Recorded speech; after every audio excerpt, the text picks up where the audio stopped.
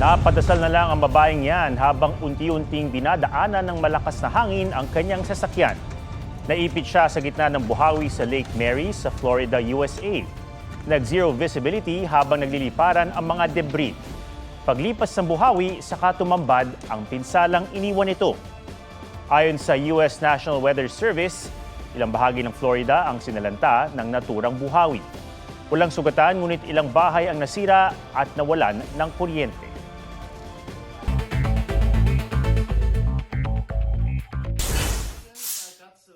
Chinese national na dinukot ng mga kapwa Chino sa Cavite nasagip sa Pasay. Ayon sa pulisya, ang biktima ay inaya ng mga suspect sa inuman pero hindi na siya pinakawalan. Sa halip, tinawagan ang kaibigan ng biktima at humingi ng ₱250,000 ransom. Sa bayaran ng ransom, nakatunog daw ang mga suspect na may mga pulis kaya nanlaban sila.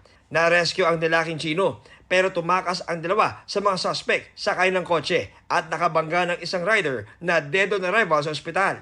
Nahuli rin ang dalawa. Sa follow-up operation, 3 pang suspect ang nahuli sa condo unit kung saan dinala ang biktima. Kumpiskado sa mga suspect ang 2 baril at mahigit ₱700,000 halaga ng umano'y shabu.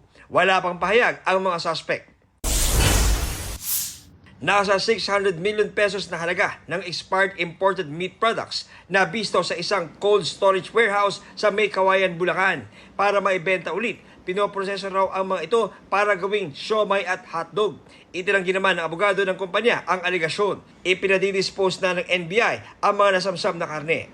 John Consulta, nagbabalita para sa GMA Integrated News.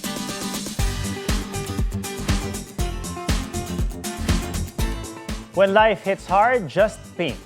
Yan ang distress or bonding ng isang komunidad sa Makati na nabuo dahil sa simpleng pag-watercolor. Pusuan na yan sa report ni Oscar Oida. Mula sa flower art hanggang food art, pwede yan kulayan. Kasama ng grupong ito.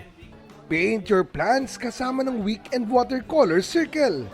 Grab your paintbrush and be artsy tuwing weekend.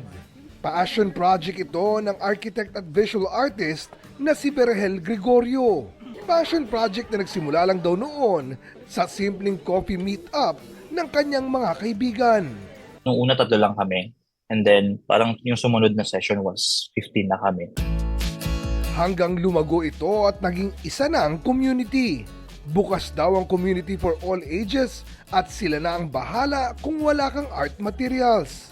Professionals, may doctors, may lawyers, may mga very adventurous people na mga hikers, nag-join, surfers, may mga bata, may mga mom na gusto mag-bond with their kids.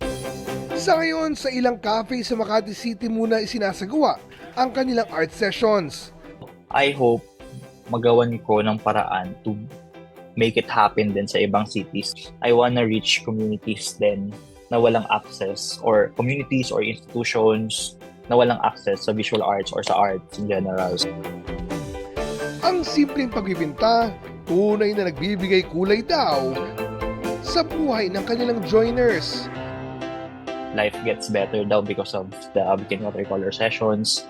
Parang kasi it's more than just a painting na at this point. Nakakita sila ng group na parang bagong tahanan daw for them home. And doon ko na-realize na parang I'm doing something nice. Sa mga gustong sumali, Be open and maybe try joining us. Oscar Oida, nagbabalita para sa GMA Integrated News. Huwag magpahuli sa mga balitang dapat niyong malaman. Mag-subscribe na sa GMA Integrated News sa YouTube.